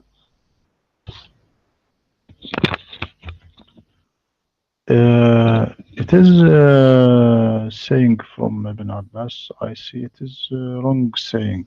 Why? Because hadith Prophet Muhammad sallallahu alaihi wasallam not said that, but said Allah has forbidden it, not allowed. Allah has forbidden it now until the day of resurrection, but not say Allah allowed. If Ibn Abbas said that, it is wrong about Ibn Abbas. I see this.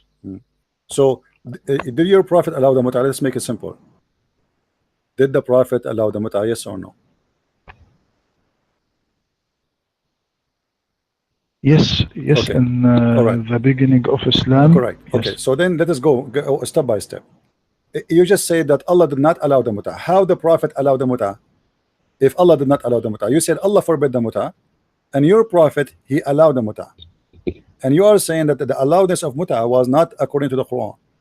How in the world your Prophet he allow such a thing? Go ahead.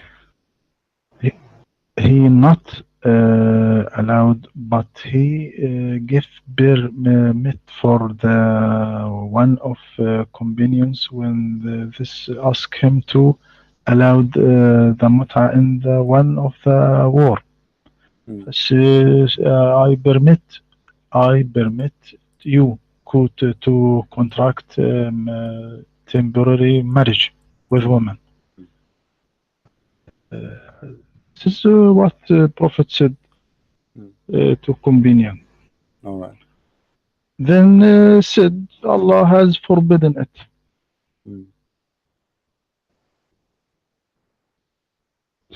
So Allah, okay, just to concentrate with you, the Prophet, you just said, the Prophet, he allow a guy to go and rent a woman for sex, and then Allah forbid that.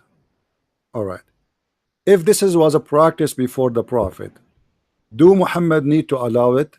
Because people obviously they used to practice it. The fact we cannot find anything in the pre-era of Islam, people doing mut'ah, they do different kind of relationship. There is prostitution, yes, there is, you know, there's exchange of wives, yes, there's many ways, but that's not mut'ah. This is prostitution simply. There's nothing called mut'ah. If you go and check all the names of before Islam, you will not find one of them is called mut'ah. Mut'ah is a statement created by Muhammad and his followers. And now, as long you are the one who said, and everybody heard you, that the Prophet he gave a permission to someone to do mut'ah. And what is mut'ah? Is to pay a woman for sex. Muhammad he gave the permission according to what? Because as you said, he permitted, which means he can say no. If a man is coming to me and saying to me, can I go and do and that, it's mean people they are obedience. Or what I need to say to him, no, don't do that. The story I mentioned to you, and I can show you the reference, where two guys they told the Prophet that we are here alone and we need women. So when the Prophet he said, go enjoy those women and give them exchange. The two men right away they went to the women and they asked him to sleep with them in return of giving them some clothes and money. So you're a prophet, based on what you just said to me, he can say, don't do that, this is haram, this is unlawful, this is bad, this is prostitution. Your prophet did not do that. In the top of that, he gave them permission to do that. And you to make it more horrible, Dr. Rohi, you just said that your prophet is behaving according to his own mind, his decision. So how you Muslim says, وَمَا هُوَ إِلَّا وَحْيٌ يُوحَى, anything the prophet he do is inspiration from God. Anything, this is why you follow him as a sunnah.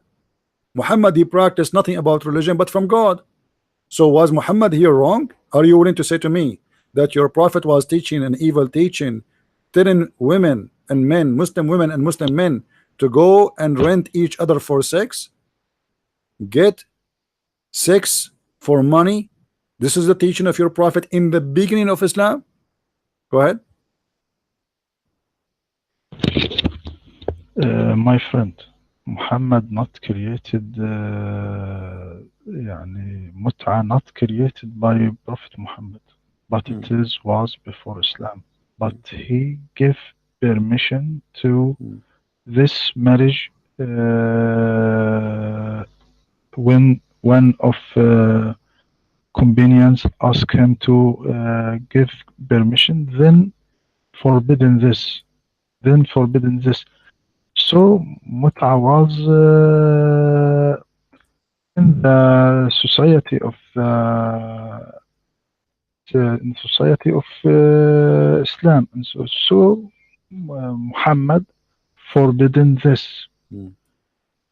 This is what I see. He allow it, my friend? How he allow it if it is something the pagan they practice? I mean, should you allow it or you should go against it?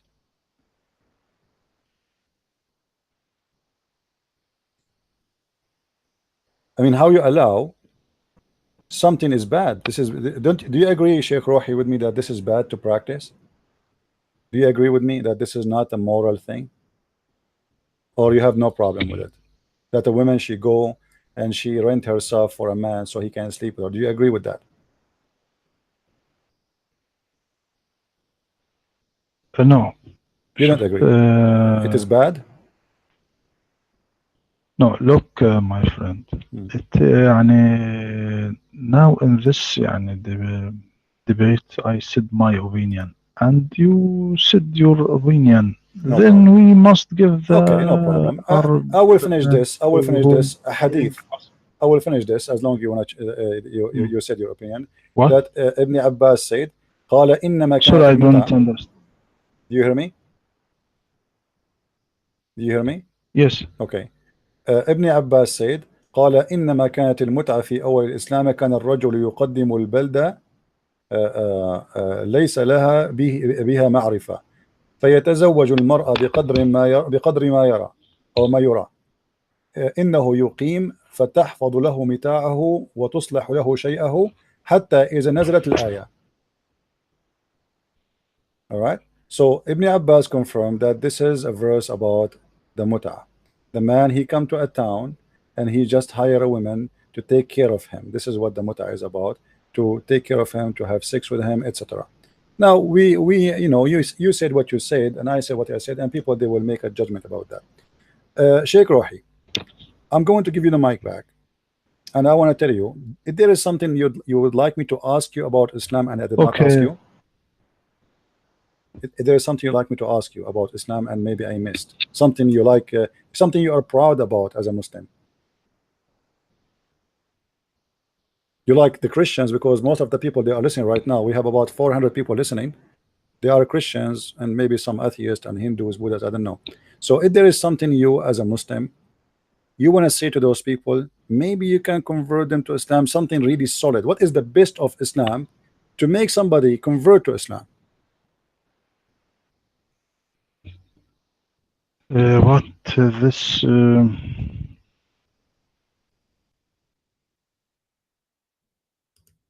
We don't hear you, Sheikh Rohi. Are you there? thing not about mut'ah. No, we are done What? with the mut'ah. You said they don't want to talk about the mut'ah. No problem. Let us go continue. So what is something, give us something you as a Muslim proud about, and maybe that thing will make the mind of people to convert to Islam. I have more than 400 people listening to you. How you can convince them that Islam is from God? What is the proof? Here we go. We spoke about your prophet. We spoke about things, you know, obviously there are tons of contradiction, and until now you convince nobody that Islam is coming from God, because Muhammad is saying something in the morning, he changed his mind after noon. He gave a verse in the Quran contradicting other verse in the Quran. Allah, he want to forget cause the Quran to be forgotten, and he will make something better than the Quran. God does not make better words from his word, because all the words of God is equal. So until now you proved to us nothing that Islam is from God. Now I want to give you a chance. We don't want to waste this opportunity to give you a chance. How you can convince us with the best of the most powerful proof you have that Islam is from the true God, which his name is Allah, according to Muslims. Go ahead. My friend, one of the greatest attributes of the Islam, of the Quran, than others books, that he focus on Lord of the worlds, Lord of the universe, or Lord of the all beings. This idea not be clear before the Quran. People's perception about God before the Quran was limited, because the past religion was belonged to prophets folk. So we found that Pharaoh, as example, was astonished and said to Moses in Quran, "What's the Lord of the worlds?" And in Torah we are reading, "Pleased be to the Lord God of Israel, not God of the world." And he said, "Pleased be to the Lord God of Israel, which speak to David." But the Quran changed this conception completely. So the Quran was opened by his saying in chapter 1, "Praise be to Allah, Lord of the worlds." Then this idea confused the disbelievers. So they said in Quran, has he made the gods only one God? Truly, this is a wonderful thing. And Moses also always said, God of Israel said so and so. Also, Jesus said, I am not sent by unto the lost sheep of the house of Israel. Mhm. But contrary to this, we find Quran for the first time of mankind's history. Present theory says that God is Lord of all people and folks, and the Prophet Muhammad said that he was sent to all humanity. Contrary to Moses, who was sent to people of Israel, contrary to Jesus, he was sent to his folk only. So we find Jesus when one woman came to him and she was not from people of Israel, Mhm. she said to him, Sir, give me from the truth that you came with it to people of Israel. He replied her, it is not good that it is not good that I take children's bread and throw it to the dogs. It means that he considers the people of Israel only children of God and considers other people like the dogs.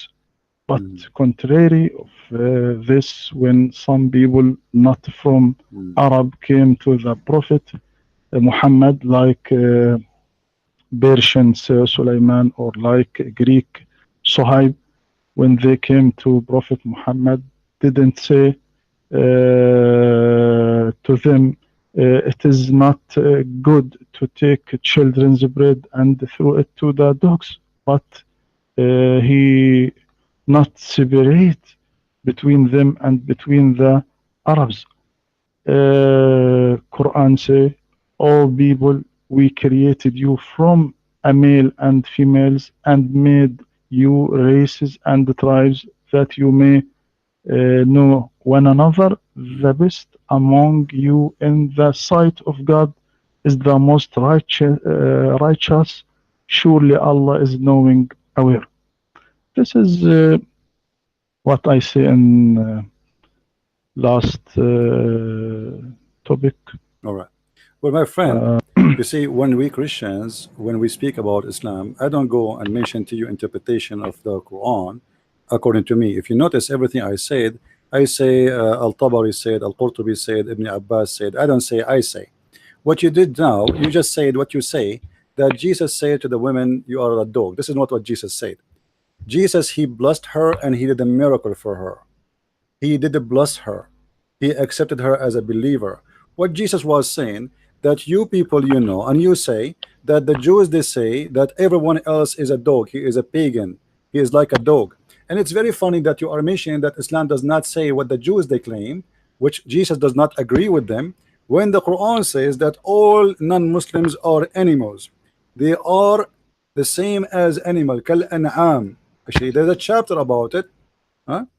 Speaking about it, and you are saying how this happened when you are in your book saying anyone is not a Muslim is nothing but an animal.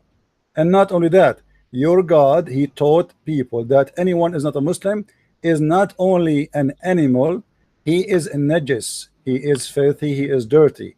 You will notice that Jesus, he did help that woman and he made the miracle happen to her and he blessed her faith and he accepted her as a follower and as a believer. He did not say to her, get away from me, I only came to the Jews. And actually this is refute what you just said, because if he only came to the Jews, then why he accepted her and why he did what she want? The Messiah, he was asking her, don't you know that the Jews say that this is what it's happened? So she said, Lord, look how humble she is. Well, even the dogs, they take a piece of a bread from their masters. You are my master. And here you need to explain to me why the woman is coming to Jesus asking him when she is from the Aramaic who don't believe in the same God. So what Jesus said to her, because of your faith, I will do what you want, and he did the miracle for her. In the same time, when the Quran claim that anyone is not a Muslim is an animal, and anyone who is not an Arab, he is not equal to the Arab. And I will give you a reference, as long as you are the one who mentioned that.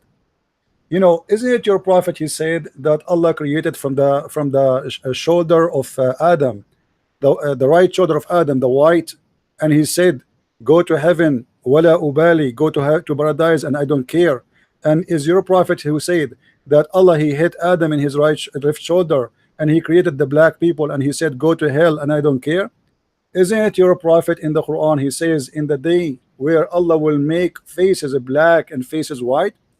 And if we go to Ibn Kathir, we will find that that verse is speaking about Allah will blacken all the faces of those who they are not Muslims, and he will turn them black, and Allah will make all the believers white. If you go to chapter 27 verse number 82, you will find the verse saying the following, and you can open Ibn Kathir with me.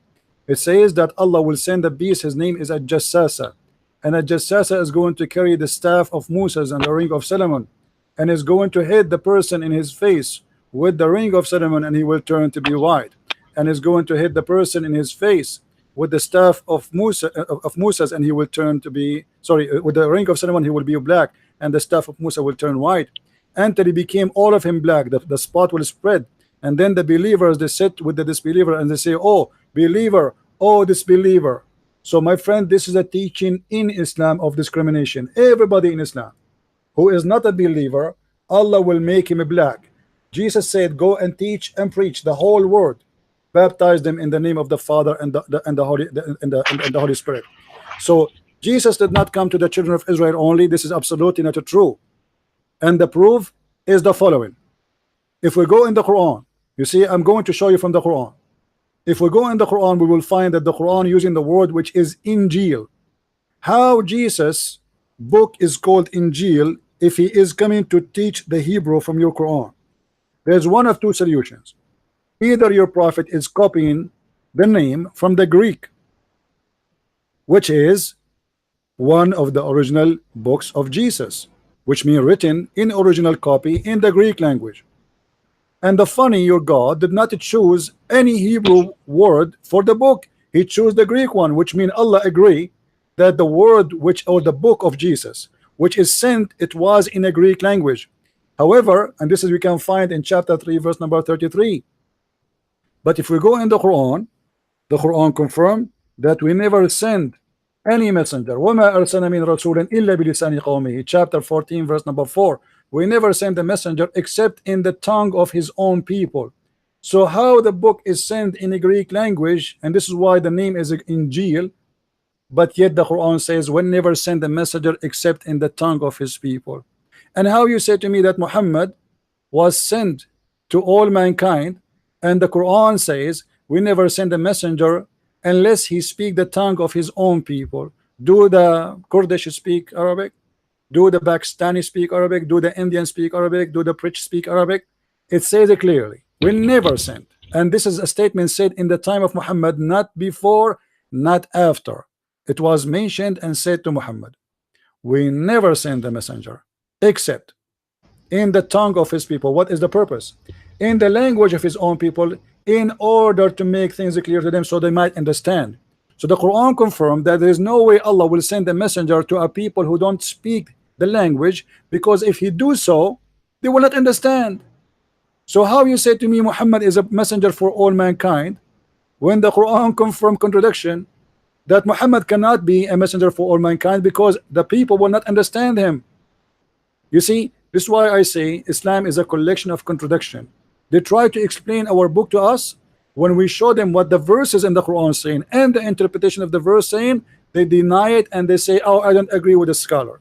Now let me ask you, Mr. Rohi, the verse in front of us, we never sent a messenger except, is Muhammad included in this verse or he is not included? This is the verse speaking about Muhammad as an included person, that Allah will never send any message except to a messenger. He speak the language of the people and he is from the people, and then we send him the message. Your mind. My friend, it is not true. let this next debate. Okay, now I must go. It is late for me. I will sleep little before sahur. No problem. So you can make another debate to N discuss Next another. Saturday, if you want, if you like, next Saturday, every Saturday we can have you here. It will be wonderful to have you, Sheikh Rohi. Thank you very much for coming, my friend. And Thank you. I hope people will have the benefit of this. And by the way, you see, me and Sheikh Rohi, we might like speak and we are talking against each other, but there's no, I leave him with peace, and I pray that may the Lord open his eyes and make him see the truth and only the truth. And let us pray that the Lord will guide those who they are looking for the truth. The truth is what we are seeking, and the Messiah said, I am the truth. And the Quran says that Allah is the truth, which means Allah trying to say He is the Messiah. But there is no way, because the Messiah, He present the truth always, and He don't ever teach that you can do something against the truth. So I wish Mr. Rohi will come to us again, maybe this coming Saturday. Can we take a promise from you to be this coming Saturday, Sheikh Rohi? Inshallah. Inshallah. Thank you Next very much, Saturday. Sheikh Rohi. If you want to say something before you leave, feel free.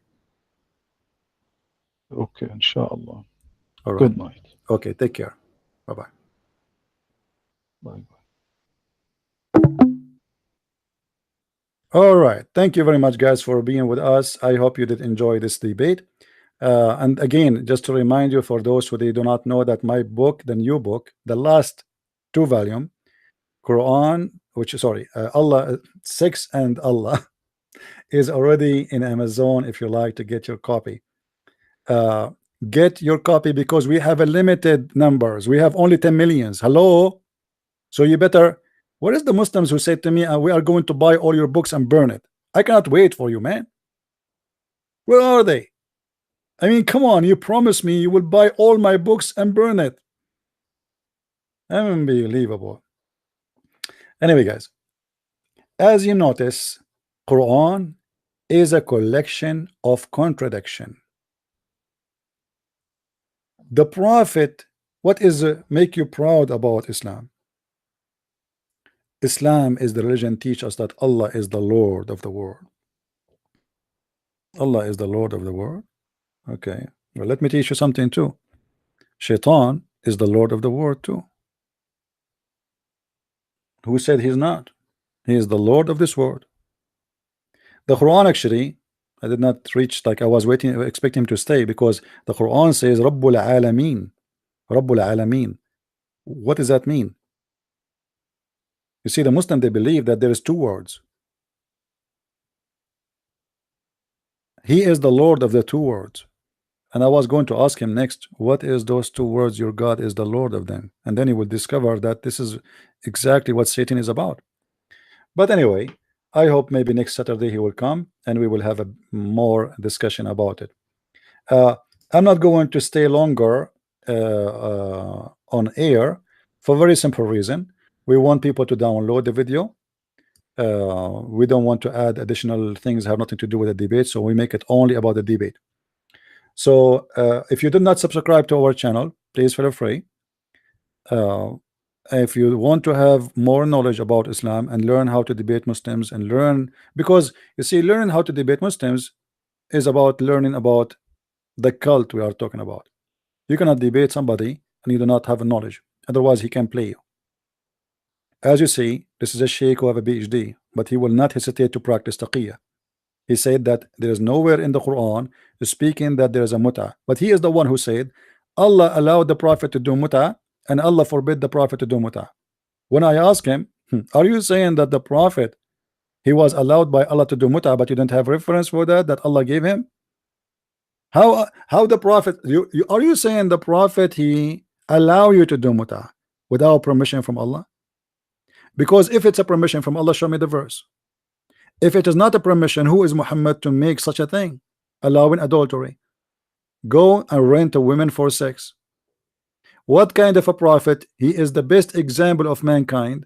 He allow man to go and rent a woman for a night or two. What if Jesus allowed that?